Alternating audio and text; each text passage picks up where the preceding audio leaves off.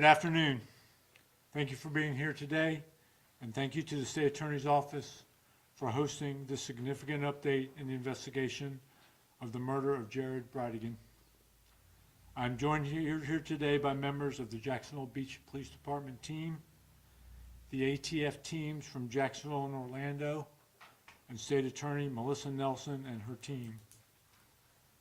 I want to thank all of them for their efforts and cooperation to arrive at this moment for Jared's family, who also join us here today. To briefly recap, on February 16th, 2022, Jared was driving home from a planned routine date night with his children. After dropping off his 9-year-old twins at his ex-wife's residence, he headed home with his 2-year-old daughter in a car in the back seat.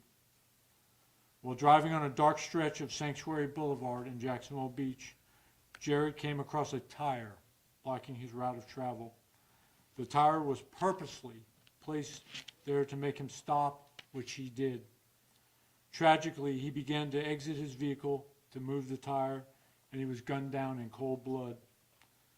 We are now 13 months since Jared's murder, and we have not stopped working. In late January, we announced the arrest of Henry Tenen on several charges, including conspiracy to commit murder and second-degree murder. Today, we announced the additional arrest of Mario Fernandez Saldana for several charges related to Jared's murder. With that, I'm going to turn it over to ATF Special Agent Bob Bryson.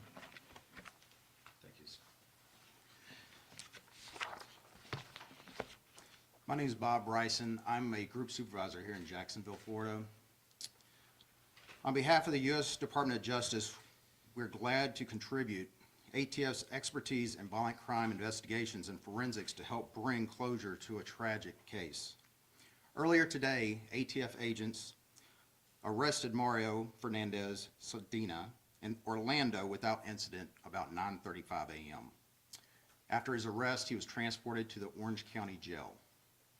The operation was conducted with Orange County Sheriff's Department, Jacksonville Beach Police Department, and it is a solid example of great collaborative police work.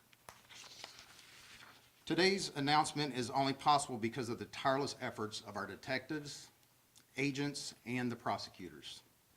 ATF has been a part of this joint effort since day one, and we're glad to contribute our expertise in federal firearms laws and investigating violent gun-related crimes. To be sure, this investigation remains open and will continue. Everyone here shares a commitment to bring those responsible for Jared's murder to justice. Now I'll turn it over to State Attorney Melissa Nelson. Thank you, Bob. Thank you all for being here today. Thank you, Chief Smith and Special Agent Bryson. My continued thanks to both your and ATF's teams who have worked hand in glove with our team from the very beginning of this investigation to get us here today. This morning, Henry Tenen pled guilty to murdering Jared Bridegan. Specifically, Tenen entered a plea of guilty to second-degree murder with a weapon. Our investigation has revealed a single link between Jared Bridegan and Henry Tenen. That is Mario Fernandez Saldana. As part of Tenen's plea agreement with the state of Florida, he has agreed to testify truthfully against those he worked with to murder Jared Bridegan. As I said at our last update on this matter, we know Henry Tenen did not act alone. And Tenen has confirmed this to be true. Tenen's cooperation has both corroborated evidence collected during the investigation and provided additional evidence against Mario Fernandez Saldana for his role in the planning and execution of Jared's murder. Mario Fernandez Saldana is the husband of Jared Bridegan's ex-wife, Shayna Gardner. Immediately after Tenen's court appearance this morning, the Honorable Linda McCallum signed an arrest warrant for Fernandez Saldana for the charge of second-degree murder. After the warrant was signed, the lead prosecutor on this matter, Assistant State Attorney Christina Stifler, presented Fernandez Saldana's case to a Fourth Circuit grand jury, and the grand jury has returned an indictment charging Fernandez Saldana with first-degree murder. In addition to the first-degree murder charge, the grand jury also has indicted Fernandez Saldana for conspiracy to commit first-degree murder, solicitation to commit a capital felony, as well as child abuse. First-degree murder, this is a capital felony punishable by death or mandatory life in prison. Conspiracy to commit murder. Conspiracy to commit murder is a first-degree felony punishable by up to 30 years in prison. Solicitation to commit a capital felony. This is also a first-degree felony punishable by up to 30 years in prison. Child abuse. As I told you at the last update, this charge stems from the fact that Kirsten and Jared's then 2-year-old daughter was directly in harm's way when her father was shot and killed in front of her.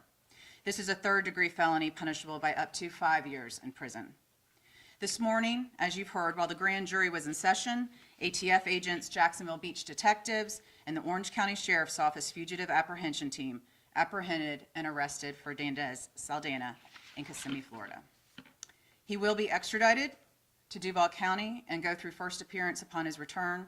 Our investigation remains active and ongoing, and it has not stopped today with the arrest of Mario Fernandez Saldana.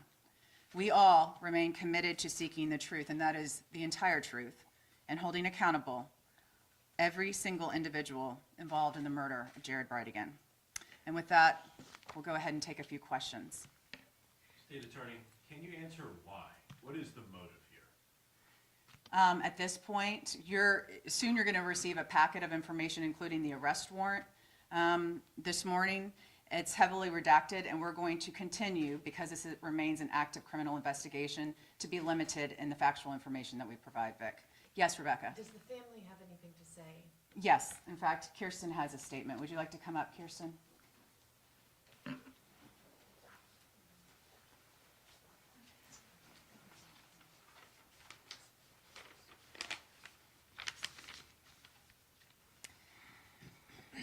We are here today feeling many emotions.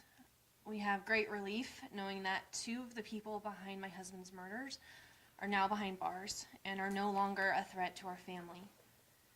We are also still angry that they were walking free while we were grappling with the reality that Jared wouldn't be here for any future memories, vacations, or tender moments with our kids.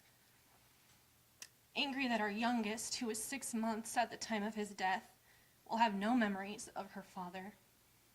Angry there will be no new memories for Liam, Abby, Bexley, London, or anyone who knew and loved Jared.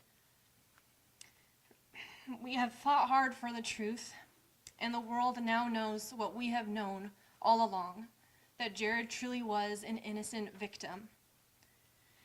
Since day one, those in charge of the investigation promised us that they would be relentless in their pursuit of accountability and justice, and they have been. We are grateful to the State Attorney's Office, Jacksonville Beach Police Department, the ATF, and any other agencies that have been involved in this investigation. Justice for Jared will not be stopped, and we will not be silenced. We know there's still a long way to go before all those responsible are truly held accountable, but today is a very significant day for our family. Thank you.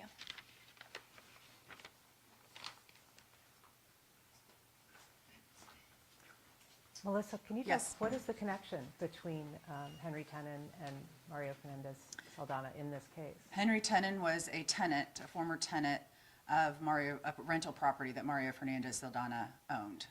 And how did Henry Tenon implicate Mario Fernandez Saldana? So at this time, pursuant to what I told Vic, the statements he has made are going to be redacted from the warrant, but he's provided sworn testimony and has confirmed both what we believe to be true based on other evidence in the case and provided us additional evidence in the case.